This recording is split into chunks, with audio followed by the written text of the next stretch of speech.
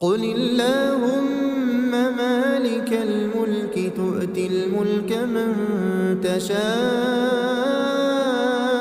وتنزع الملك ممن تشاء وتعز من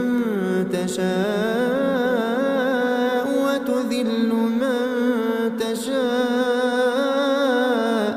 بيدك الخير إنك على كل شيء